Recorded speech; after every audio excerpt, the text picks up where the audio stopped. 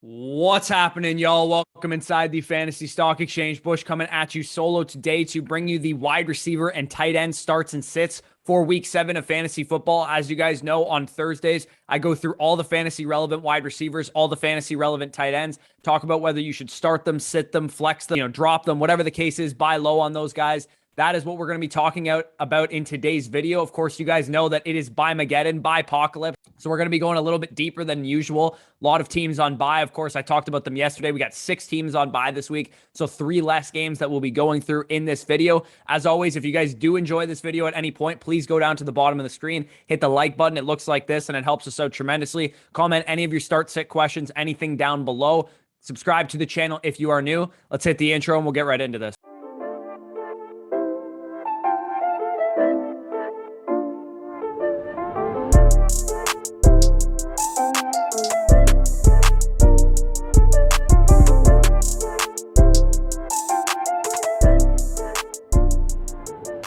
All right, let's start it off with Thursday Night Football. The Broncos at Browns. In this game, you're going to be starting Courtland Sutton, flexing Tim Patrick, flexing Jarvis Landry, sitting Odell Beckham, and sitting Jerry Jeudy. So there's a lot of wide receiver injury news that I have to go over in this game, but NFL Network's James Palmer reports that Jarvis Landry, who was on IR previously with an MCL sprain, is likely to be activated Thursday. He's expected to play in this game. And given the fact that Jarvis Landry has never missed a game in his entire career up until the past couple games that he's missed, I expect him to be at full strength, expect him to play. I don't expect him to be limited in any way. So he's a guy that I'm okay throwing into my flex spot as like a top 36 wide receiver. Odell Beckham, on the other hand, is expected to have an uphill battle, was the phrase that they use, dealing with a shoulder injury. So even if he plays, I'm probably not going to start Odell Beckham Jr. unless you're absolutely screwed, and you have to. But I'm expecting him probably not to play. And same goes for Jerry Jeudy. They said it was like a 50-50 chance that he plays.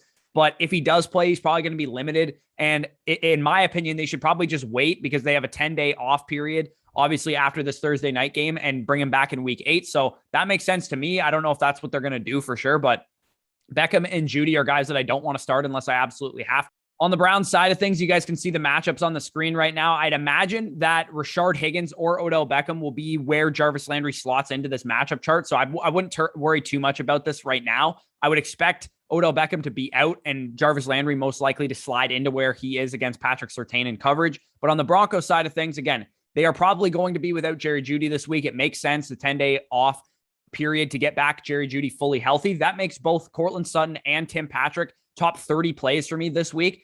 As of right now, you guys can see the matchups on the screen. Courtland Sutton is expected to see a lot of Denzel Ward and Greedy Williams on opposite sides of the field, as well as Tim Patrick going up against the same 2 corners. I'd imagine they're probably just going to throw the ball to whoever's not on Denzel Ward at the time because those guys do just play sides. So moving on to the tight end position in this game, you're going to be starting Noah Fant. Finally, we saw a big game out of Noah Fant last week, 80% route participation in 3 straight games leading up to last week and a 20% target share on the season. This is a guy who cemented himself as an every week starter, top 8 tight end rest of season for me. He's a guy that's in your lineup each and every week. Now, moving on to the 1 p.m. games, and a lot more exciting of a game to kick things off with is the Chiefs at Titans. In this game, you're going to be starting Tyreek Hill, starting A.J. Brown, and we'll have to kind of wait and see on Julio Jones as it stands right now because Julio Jones re-aggravated his hamstring injury on Monday night. Really no idea what his status is going into this game. He didn't practice on Wednesday. Could be a veterans thing, but I'd imagine he probably just isn't healthy right now. If you can sell Julio Jones based off of name value and maybe people not paying attention to the news right now, I would go ahead and do it because I think this is going to linger for a while. We have a 32-year-old wide receiver who just re-aggravated a hamstring injury and is probably going to be limited coming back whenever he does come back, and he'll probably miss a couple more games. So if you can sell Julio Jones based on name value, I would go ahead and do it. A.J. Brown also didn't practice yesterday, but he's still dealing with the illness that kind of plagued him going into Monday night. So I think he should be good for Sunday. I have really no concerns about his hamstring injury or the illness that he's dealing with. This game has a whopping 57.5 point over-under, which is by far the highest on the slate. So if you guys are playing DFS, this will be the chalk game that everyone plays. Both defenses rank bottom 5 in pass defense DVOA. So I expect big games in store for A.J. Brown and for Tyreek Hill. As you guys can see the matchups on the screen for the major receivers, Tyreek Hill is just expected to see a lot of Elijah Molden. Probably going to make, light work of him. He's going to be a great DFS play this week. A.J. Brown expected to see a lot of Mike Hughes, also some Rashad Fenton on the outside. And again, if Julio Jones does play, him and AJ Brown are going to split time versus Mike Hughes and Rashad Fenton. It's kind of how it's going to go. At the tight end position in this game, of course, to start Travis Kelce every week, so no real analysis there. Anthony Ferguson, not a guy that I'm messing with, though. So moving on to the next game that we have here, Washington football team at Green Bay Packers. In this game, you're going to be starting Terry McLaurin, starting Devontae Adams. Of course, we know the studs in this game. We know that these two guys are every week starters. The Washington football team has actually given up the most adjusted fantasy points to the opposing wide receivers this season of any team in the NFL. So this could be a bonkers game for Devontae Adams, could go absolutely hog wild in this one. On the other hand, the Packers have been a little bit more stingy, but they still rank about league average in pass defense DVOA. So Terry McLaurin could get some things done in this game. The Washington football team, coming off of a brutal loss to the Chiefs, definitely could use a bit of a tune-up game against a bit of a worse defense than they played last week. As you guys can see on the screen, Devontae Adams against Ben St-Juste. He's not very good this year, basically allowing 14 catches, 211 yards, and 2 touchdowns in his coverage. I expect Devontae Adams to wipe the floor with that guy. And then Terry McLaurin going up against Isaac Yiadom. Now, like I said, the Packers have been about league average against the pass, but Isaac Yiadom is their weak point. So if they can get Terry McLaurin isolated on him, he has a coverage grade of 29.8 right now, which is the single lowest grade among all cornerbacks that qualify. So Terry McLaurin could be in for a big game in this one, especially if he does see a lot of time against Isaac Yiadom.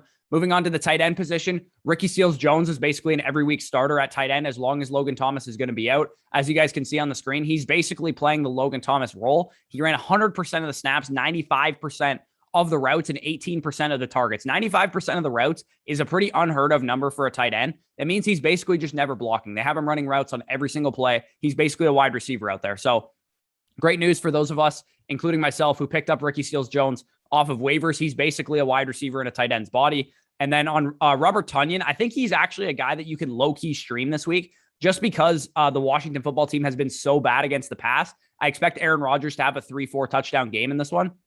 And Robert Tonyan definitely could catch a touchdown in this game. Moving on to the Bengals at Ravens. In this game, you're going to be starting all 3 Bengals wide receivers and Marquise Brown in this one. As you guys can see on the screen, we're going to kind of break down these Bengals wide receivers because we do need some clarity on it. As you guys can see, Jamar Chase is clearly the number one in this offense, which we knew already. But the thing that I want to draw your attention to is the amount of air yards that Jamar Chase is commanding. 65% of the air yards and 47% and 52% in the last 3 weeks. And he's getting most of the end zone targets as well. So the problem and why T. Higgins and Tyler Boyd haven't really been producing lately is because Jamar Chase is really getting all of the valuable volume in this offense. Now, T. Higgins, 20% and 22% of the targets since he's come back, but they haven't been as valuable. And same goes for Tyler Boyd's targets. You guys can see their average depth of target is not nearly to the level of what Jamar Chase's is.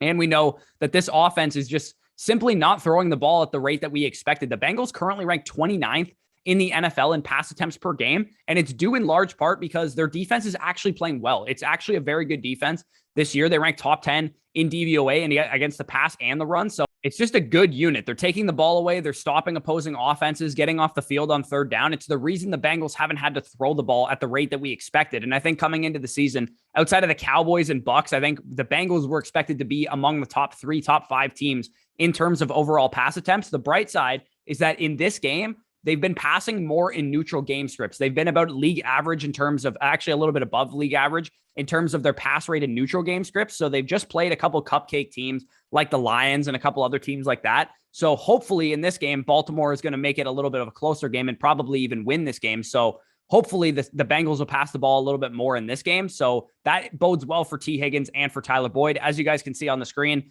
Jamar Chase expected to see a lot of Anthony Averett on the outside. Tyler Boyd expected to see a lot of Tavon Young in the slot. Could be a game where Tyler Boyd takes advantage of that matchup because the Ravens' outside corners have been quite good this year. So for the Ravens, obviously, Hollywood Brown will be just fine, and Rashad Bateman can carve out his own role. That's basically my takeaways from last week. Remember, this isn't the Ravens of old. Last year, the Ravens were only passing the ball about 23, 24 times per game.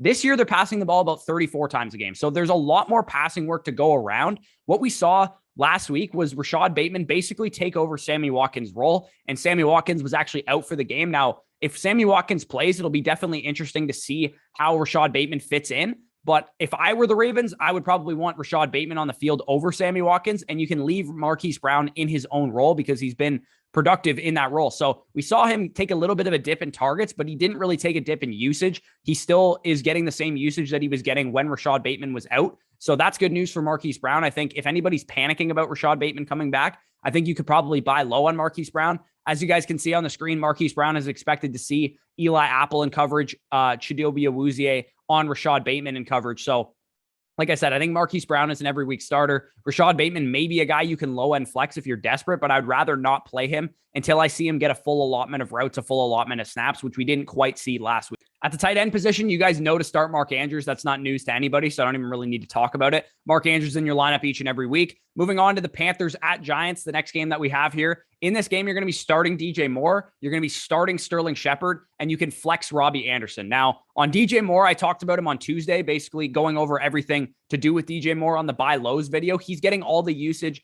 he has all the talent in the world, and Sam Darnold clearly trusts him. So he's a big time buy low for me if you guys want to go out and acquire a top 10 wide receiver, top 12 wide receiver on the cheap. I think you can do it with DJ Moore. On the Robbie Anderson side of things, you guys can see that Dwayne McFarland actually labels him as a buy low as well. Anderson has showed a 29%, 21%, and 27% target share over the last 3 games. The production hasn't quite followed yet because he's been dealing with some drops and things of that nature, but in week 6, he had 11 targets and only 11 yards, but a big part of that was because he dropped some of them, and also some of them were deemed uncatchable. So if the usage stays the same for Robbie Anderson, I don't expect it to change anytime soon, then he's a guy that's going to be a positive regression candidate because I don't think he's as bad as he's showing out there. And he's a guy that, like Dwayne McFarland said, is probably on your waiver wire in some leagues. And he's a guy that I'm actually starting in my flex spot in my home league because I do have Marvin Jones and a couple other guys on bye this week. So he's a guy that I think you could actually start in this matchup. The Giants have not been good against wide receivers. You guys can see the matchups on the screen. DJ Moore is expected to be shadowed by James Bradberry, but they have not been good against wide receivers. Top 3 in adjusted fantasy points allowed to wide receivers. And both James Bradberry and Adoree Jackson have allowed like 300 yards in their coverage and like 3 or 4 touchdowns in their coverage. They haven't been very good this year, despite James Bradberry being, a guy that has been good in the past. Now moving on to the Giants side of things, Sterling Shepard looks like he's going to be alone in this receiving core. It looks like Golladay, it looks like Kadarius Toney are going to be out for this game, as well as Saquon Barkley. So that leaves Sterling Shepard to have another heavily targeted performance, similar to what we saw last week when Kadarius Toney left early with an ankle injury. We saw Sterling Shepard get 14 targets, and he's got a matchup against AJ Boye this week that bodes well for him in terms of his matchup advantage. It is the highest of any of the Giants wide receivers. So he's a guy that I'm absolutely willing to start. At the tight end position, you can quit Evan Ingram. The usage is there, but he just stinks. So don't worry about Evan Ingram. I know he's tempting because he gets targets sometimes, but he's not good. I don't really want to start a guy that I don't believe in as a player. Here, the Falcons at Dolphins. In this game, it's pretty cut and dry. You start Calvin Ridley and you start Jalen Waddle. They are the 2 studs in this game. Ridley has averaged 10.5 targets per game from weeks 1 to 4 before he missed a game in week 5 for personal issues where he didn't travel to London, and they had a week 6 bye. So he's kind of out of sight, out of mind for Calvin Ridley owners right now. The buying window is closing on Calvin Ridley. I have a feeling he's going to have a big game in this one. So make sure, if you guys haven't already sent offers out for Calvin Ridley, you can get him for like a wide receiver 2, like flex type of price, but that's not what he's worth. He's a wide receiver 1 rest of the season for me. I have no doubt in my mind about it. He's the target hog wide receiver 1 on this team, and you can get him for pennies on the dollar right now. On Jalen Waddle, he had a monster performance in London and showed why he was the number 6 overall pick. And I talked about his role last week being different when Tua is in the lineup, and that really came to fruition. Waddle's average depth of target when Tua was in the lineup, so weeks 1 and last week, was 10.2 and 9.8 yards, which is exactly where we want it to be. Usually you want number 1 wide receivers to be between 9 and 12 yards. With Jacoby Brissett, when he was out of the lineup, 0.7 yards, 2.8, 4.3, and 5.0. He simply wasn't getting targeted downfield when Jacoby Brissett was in the lineup. And we saw with Tua last week, they opened up the passing game a little bit more and used Jalen Waddle a little bit more downfield. So that's definitely good news for Jalen Waddle fantasy managers, because his value is always going to be capped if he was just a close to the line of scrimmage guy, because you basically need 8 to 10 targets per game if you're going to be a close to the line of scrimmage guy, whereas he can have 6-7 target games if he's getting targeted more downfield where he does a lot of damage. And as you guys can see on the screen, Jalen Waddle is expected to see Richie Grant in the slot, which should be a good matchup for him. Calvin Ridley expected to split time on the outside versus Justin Coleman, and Noah Igbenogany, who basically made his debut last week. So like I said, Calvin Ridley, I think, is going to have a big time game in this one. Even if Xavier Howard or Byron Jones play, I'm not worried about Calvin Ridley whatsoever. So to the tight end position in this game, start Kyle Pitts and start Mike Gesicki. The awesome thing about both of these guys, if you guys have these guys, and I have Kyle Pitts, so I really love this about him,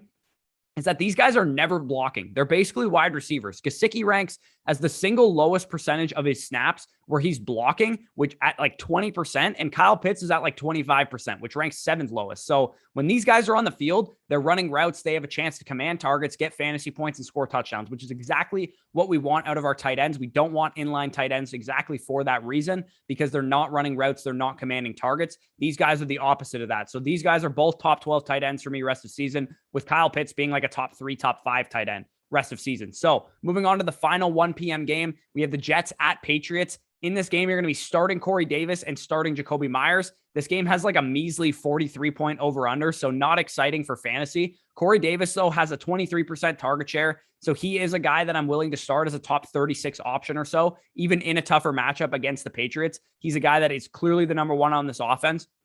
And I think coming off the bye week, Zach Wilson probably won't lay an egg the way that he did in week 2 when they played the Patriots the first time. So hopefully he's a lot more effective in this one. It is on the road, though, in New England.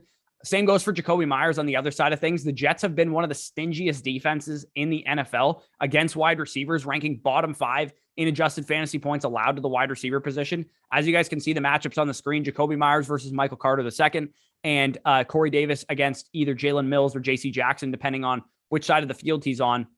Michael Carter has actually been quite good against opposing slot receivers, allowing only 26 targets, 18 receptions, 133 yards, and 0 touchdowns, despite being a rookie and playing safety in college. He's been a nickel corner in the NFL, and he's been quite good.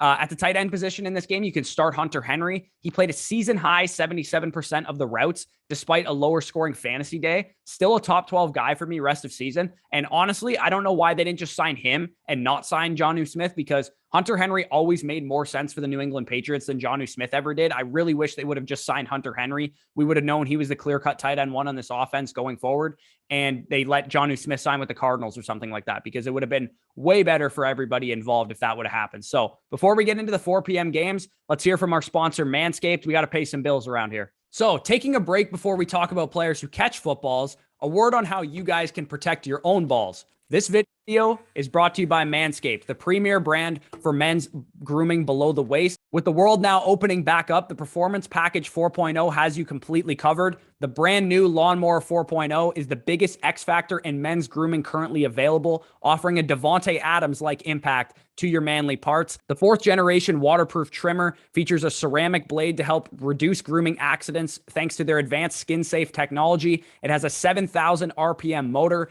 a new multifunction on-off switch that can engage a travel lock, and it gives you the ability to turn on the 4K LED spotlight on and off when you need to see what you're doing down there. Included in the Performance Package 4.0 is your Weed Whacker as well to fulfill your nose and ear hair trimmer needs, Crop Preserver Ball Deodorant, and Crop Reviver Toner, plus a slick and comfortable addition to the package with the Performance Boxer Brief, as well as a travel bag to help you keep it all together. In addition to the Performance Package 4.0, Manscaped is proud to introduce their all-new Crop Cleanser. Have you guys smelled the Manscaped Refined Body Wash? Fellas, I promise your significant other will love this scent. It's something that smells incredible. It'll make you smell really good, makes you feel really good coming out of the shower in the morning. We appreciate the support that Manscaped has provided to the Fantasy Stock Exchange YouTube channel. I'm a personal user of the brand. I've been a user of the brand before they were a sponsor of the show. They are the leaders in male grooming. Join the 2 million men worldwide who trust Manscaped for their shower time routine by going to manscaped.com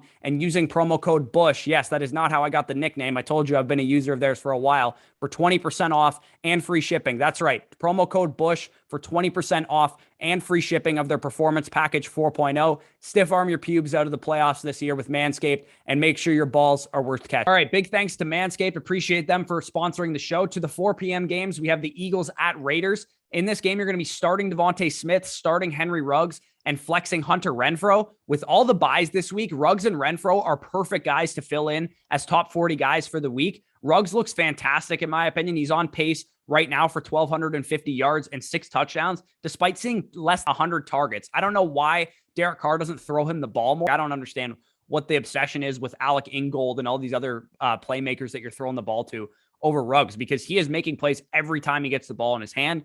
On the other side of things, of course, Devontae Smith has a 22% target share, one of the most pass-heavy offenses in the NFL. He continues to be a guy that I'm willing to field offers for, because if the manager opposing Devontae Smith manager is worried, he is going to get better as the season goes along because he is a rookie wide receiver. Things are going to slow down for him and he's going to get more efficient and more effective on his targets. But the target share, the fact that it's already there for him is that one hurdle that we don't have to worry about for Devontae Smith. So he's a guy that I think could win leagues down the stretch and I think could be really good for fantasy down the stretch of the season. As you guys can see on the screen right now, Devontae Smith is expected to see Casey Hayward primarily in coverage, so a tougher matchup for him. Hunter Renfrow in the slot against Avonte Maddox if you choose to start him. I think that's a pretty decent matchup. Henry Ruggs on the outside, though, versus Darius Slay, not the most ideal matchup in this one. So all those guys that I mentioned are startable, but only Hunter Renfrow has actually a decent matchup in this one. So to the tight end position, we have Darren Waller. Of course, you start him every week and you buy Darren Waller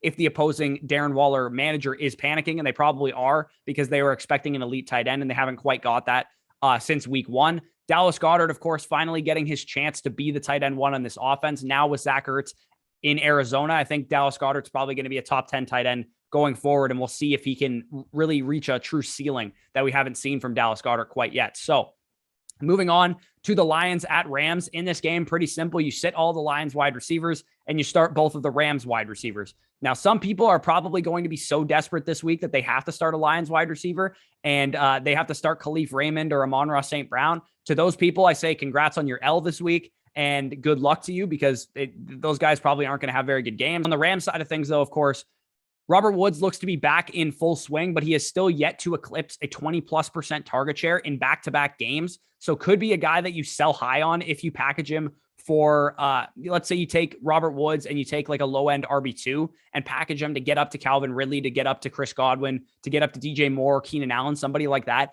That is probably how I'd be looking to use Robert Woods as like a pseudo sell high candidate because he hasn't been a guy that's been heavily targeted thus far, and Cooper Kupp is clearly the alpha in this offense. Yes, Woods is going to have his games, but I think he's going to be more inconsistent than we expected out of Robert Woods coming into the season. So he's a guy that I could be looking to shop if you guys have some extra pieces and need more studs in your fantasy roster. So on Cooper Kupp's side of things, of course, he's just a freak. He's on pace for over 1,800 yards and 20 touchdowns on the season. In this matchup, the Rams rank about league average against opposing wide receivers, allowing about 19 adjusted fantasy points allowed to them. The Lions actually rank as the 7th most difficult matchup to opposing wide receivers. So this isn't a smash spot necessarily for Cooper Kupp and for Robert Woods. I know a lot of people will see, oh my God, they get the Lions. This is an easy matchup, but it could be a little bit more tough sledding for them, though. Of course, we did just see Matthew Stafford absolutely wipe the floor with the Giants. Definitely could happen with another bad team yet again. Cooper Kupp expected to see AJ Parker in coverage. Definitely a huge matchup advantage for Cooper Kupp.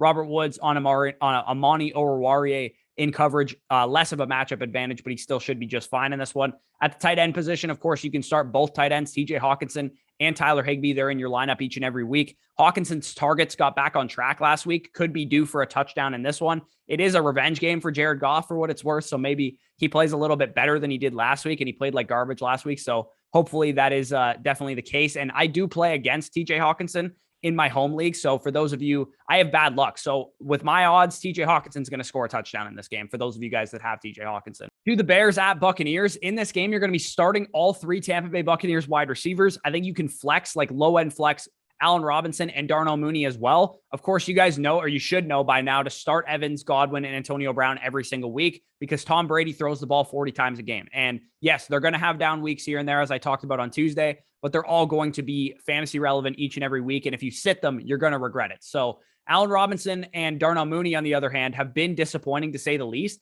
But Justin Fields did throw a season high 27 times, which is not really worth that much, but it is the most he's thrown all season last week. And they can't run against this defense. We all know that teams usually just give up trying to run against the Tampa Bay Buccaneers, and Khalil Herbert and Damian Williams aren't good enough running backs to buck that trend. So I think this game could have a lot more pass attempts for Justin Fields. Could be a sneaky DFS play if you guys are playing it this week. As you guys can see the matchups on the screen right now, Chris Godwin expected to see Crawford in coverage, Mike Evans, mostly Kindle Vildor, Antonio Brown also on Kindle Vildor. So pretty easy matchups overall for the Bucs wide receivers. Could be a big game for any of them involved. If I had to guess, I'd say Antonio Brown looks to have the biggest advantage of all of them, and then Mike Evans. So it could be another down game for Chris Godwin, but who knows? They could all get back on track in this one. On the Bears side of things, you guys can also see the matchups on the screen. I don't know why it says Pierre Desir there, because Jamel Dean should be playing in this game. He's played the last 2 weeks, and he wasn't on the injury report on Wednesday, so he should be playing. I have no idea what the hell PFF is smoking with Pierre Desir in the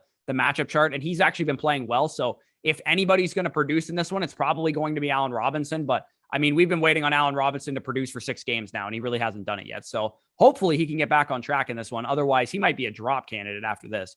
At the tight end position, Gronk was reportedly very close to playing against the Eagles on Thursday night. So hopefully now off of 10 days rest, he can actually play in this one. He didn't practice yesterday, but that's usually Veterans Day off in Tampa Bay, like Jason Pierre-Paul, Antonio Brown, Gronkowski, Dominican Sue. None of these guys ever practice on Wednesdays. So I'd imagine that was the cause for that DNP on Wednesday. Hopefully Gronkowski is back for this game because he is actually currently the tight end 1 in points per game. He's only played 3 games thus far, but he did have 2 blow-up games in the 3 games that he's played. So if he's back, that's a big boost for your fantasy rosters. I think if you guys need a tight end, if you have a bunch of guys on bye this week, like Dalton Schultz or Dawson Knox, I think you could stream Cole Kmet if you're desperate. He has been getting the usage. And like I said, I think the Bears are going to have to throw more than usual in this game. So to the final 4 p.m. game that we have here, it's the Texans at Cardinals. In this game, you're going to be starting Brandon Cooks, starting DeAndre Hopkins, and I think you can really just play Rochambeau with the rest of the Cardinals wide receivers. With all the bye weeks this week, you can legitimately start any one of the Cardinals wide receivers, in my opinion. All 4 are narrowly inside my top 40. So in order after Hopkins, if you need to choose between 2 of them, I would play Christian Kirk first, Rondale Moore second, and AJ Green third. I have AJ Green right at wide receiver 40 right now, so he is barely inside low-end flex territory for me.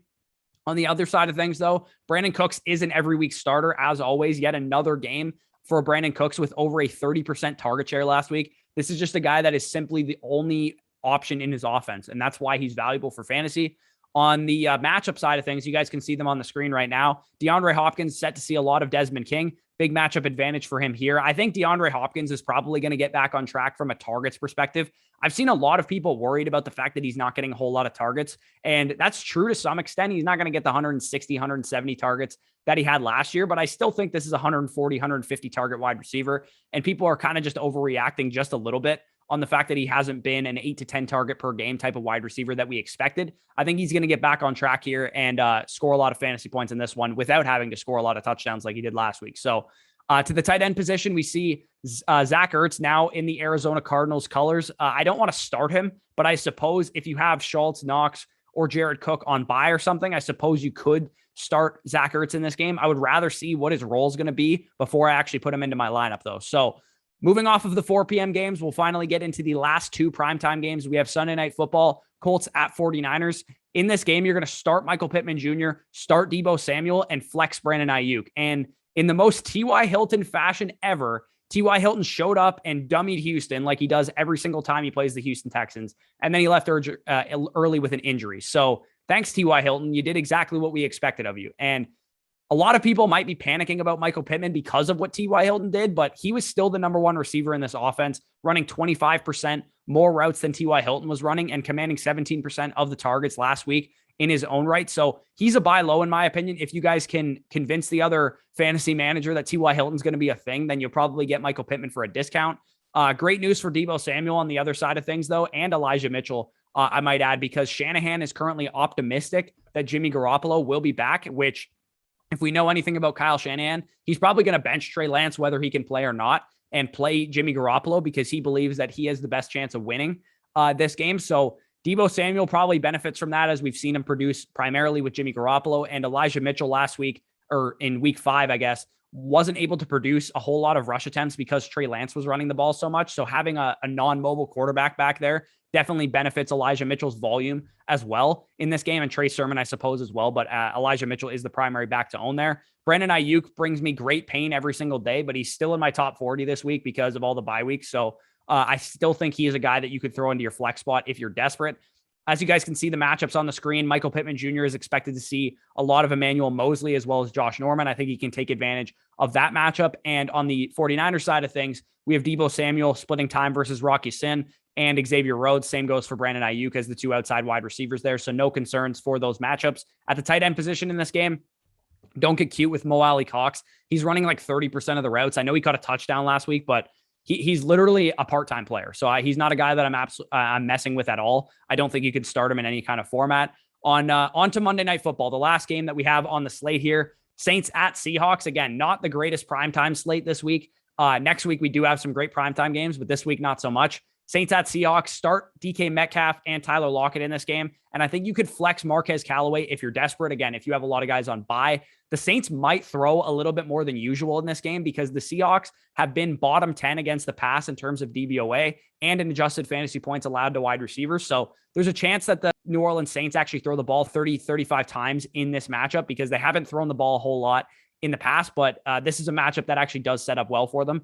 This offense in Seattle, though, on the other hand, is not one that we expected, right? When we drafted DK Metcalf and Tyler Lockett this year, we wanted those big spike plays, and we're not getting them without Russell Wilson, right? This offense is essentially a dumpster fire right now. 7 targets each for Metcalf and Lockett last week, and it didn't matter because both guys were basically useless for fantasy against Pittsburgh. It really downgrades these guys not having Russell Wilson going forward because we already had the concern when Russell Wilson was in the lineup that this offense doesn't throw the ball a whole lot. Now we don't get that elite efficiency that we got with Russell Wilson. So going forward, to me, Metcalf is like a top 24 wide receiver, top 20 wide receiver at best, and Lockett's a wide receiver 3. It's a shame because these guys were both top 15 guys when Russell Wilson was in the lineup, but you just can't trust them each and every week with Geno Smith as the quarterback. He's simply not good enough to provide that elite efficiency that those guys need to produce on low volume like they always have been thus far in their careers. As you guys can see on the screen, DK Metcalf is expected to be shadowed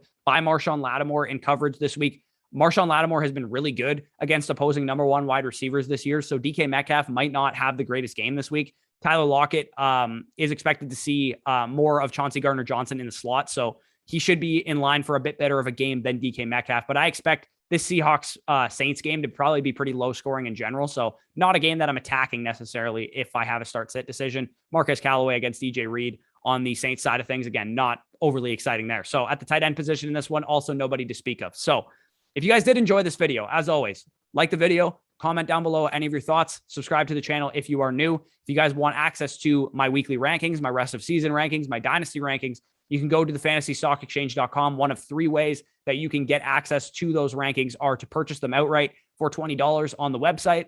You can deposit on Underdog Fantasy, promo code FSE, and you'll get $10 on top of whatever you deposit. And you'll also get the rankings for free. Or you can go to patreon.com/fantasy stock exchange, become a Patreon, and get the rankings that way. So peace out, guys, and I'll talk to you soon.